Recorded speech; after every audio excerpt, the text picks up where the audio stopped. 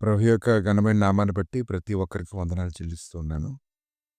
ఈ ఉదయకాలాన్ని ఆయన సన్నిధిలో సమీపించేటువంటి వారందరికీ ప్రభు ఎన్నో విషయాల్లో విడిపించి, అన్ని విషయాల్లో కూడా సమాధానం కలుగజేయాలని కోరుకుంటూ ఉన్నాను. మనం పోరాడినది శరీరులతో కాదు, కానీ ప్రధానులతోనూ, అధికారులతోనూ, ప్రస్తుత అంధకార సంబంధుల లోకనాథులతోనూ, ఆకాశ మండలమొద్దన దురాత్మల సమూహంతోనూ పోరాడుచున్నాం. ఎఫెసీయులకు రాసిన పత్రిక 6:12. కనుక మనుషుల్ని పట్టి పీడించేటువంటి ప్రతి విధమైన బలహీనతల గురించి ప్రభువు మాట్లాడుతూ ఉన్నారు. ఇటువంటి బంధకాలు కలిగినటువంటి స్థితిలో నుంచి విడిపించబడాలంటే కేవలం ప్రభువు మాత్రమే సహాయం చేయగలరు. దానికి తగినటువంటి జ్ఞానం గాని, నడిపింపు గాని ప్రభు దగ్గర నుంచే దొరకాలి.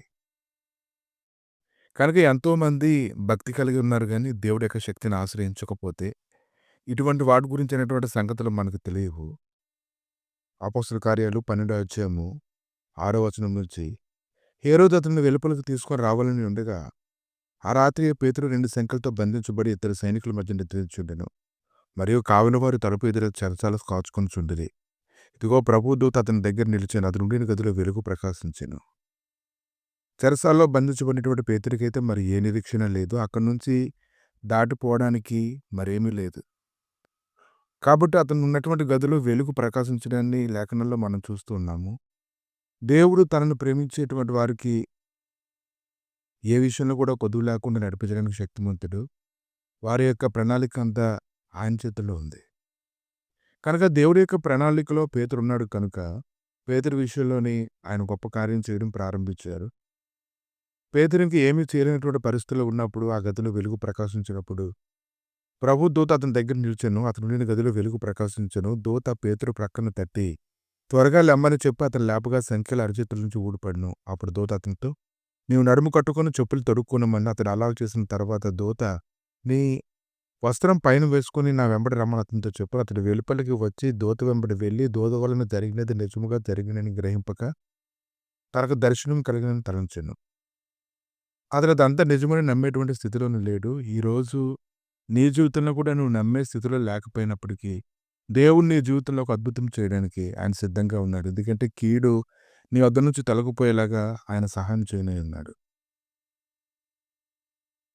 మొదటి కావలిని, రెండవ కావలిని దాటి పట్టణమునకు వినపగని యొద్దకు వచ్చినప్పుడు దానంతట అదే వారికి తెరుచుకొనెను. వారు బయలుదేరి యొక్క వీధి దాటిన వెంటనే దూత అతనిని విడిచిపోయాను. సమాధానకరమైనటువంటి దేవుడు ఈరోజు నీతో ఉన్నాడు. నువ్వు దేనితో పోరాడుతున్నావో అతనికి బాగా తెలుసు. అటువంటి వాటిలోంచి విడిపించాలంటే ఆయన మాత్రమే విడిపించగలడు.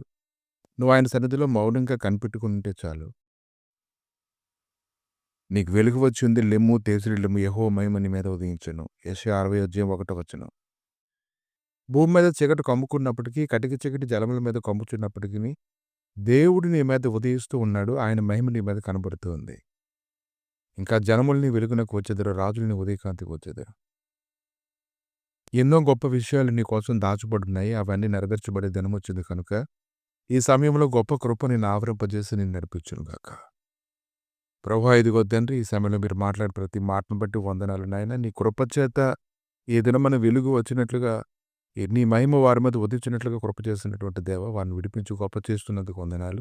నీ సమాధానకరమైన సన్నిధినైనా వారిని కొమ్ముకుంటుండగా ఇంకొను బలపరచమని, స్థిరపరచమని, మహిమతో నీపు నడిపించమని, నీ సహాయకరమైనటువంటి సన్నిధి ఎల్లప్పుడూ తోడుగా ఉంచి కార్యం జరిగించి మహిమ పొందమని యేసుక్రీస్తు నామములడిగి వేడుకుంటున్నాము తండ్రి. ఆమేన్.